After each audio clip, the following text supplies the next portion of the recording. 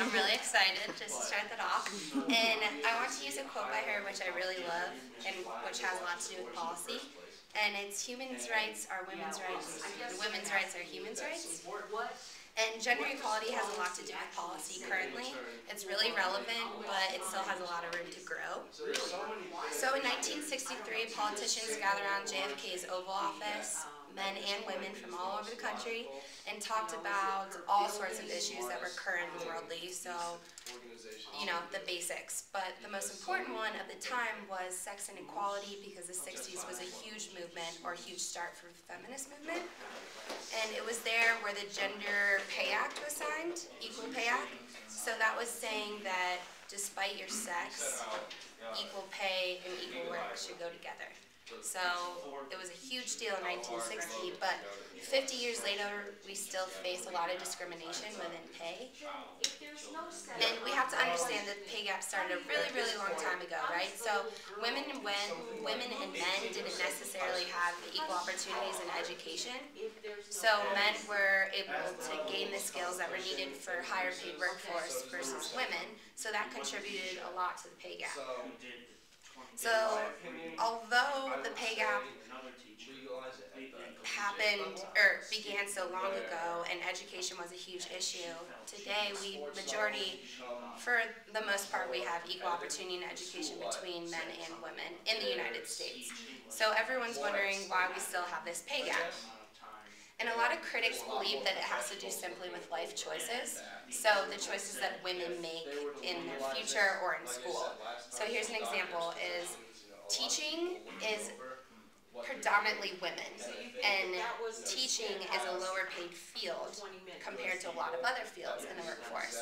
So critics think that because women choose to go into fields that are paid less, that it's the biggest factor into the pay gap, which is, I mean, teaching, obviously, that can hold true, but not all issues can be swept under the rug and explained. So there's a lot of research out there, and a researcher that I read about looked into college majors, economic sectors, hours worked, months unemployed since graduation, GPA, type of undergrad institution, etc., and still found a 7% difference between male and female earnings a year after graduating. So that's saying that me and David have all the same statistics and we did everything the same, but when we graduated a year later, he still made 7% more than me. So currently, women are making 77 cents for every dollar a man makes. That's 22% difference, and that's really, really big. That's huge. So everyone wants to know with policy, what can we do to fix things, and there's nothing we can do but be an activist, honestly. And I want to make a comparison or an example to how we can change this. And my dad's a superintendent, and they purposely go out and seek diversity within their school districts. So he'll go to the South and look for people in education that are a different ethnicity than what is predominantly in his school district. So teachers that are Black, teachers that are Hispanic, Asian, and bring them into their district to exemplify diversity and having a unique district. So there's a correlation with that with the gender pay gap, which is if we hire more women initially in the beginning in male predominant fields, we can see the pay gap diminish somewhat. And there's a lot of personal, individual things that you can do, you know, standing up for equal pay and not allowing discrimination within the workforce. That's about it.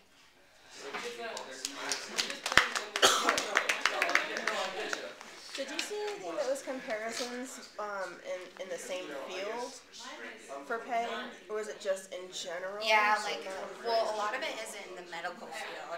Like, a lot of women, even if they're the same, say there's a man anesthesiologist and a woman anesthesiologist, women are paid less. And a lot of that has to do with when you started working somewhere. So, because women weren't initially in a male-predominant workforce, they're not getting equal pay right away. Right. So it's the years of experience?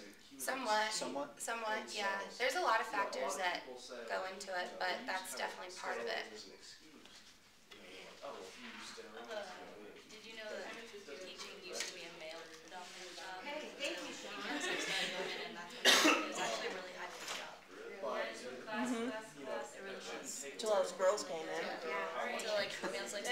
that much So money. technically, the argument of girls think like their wrong choice or whatever, they actually did get into teaching because it wasn't a paying job. And then as more girls got into it, it started getting like less and less cool. Definitely currently it's not the way it used to be then. How do you feel like you knew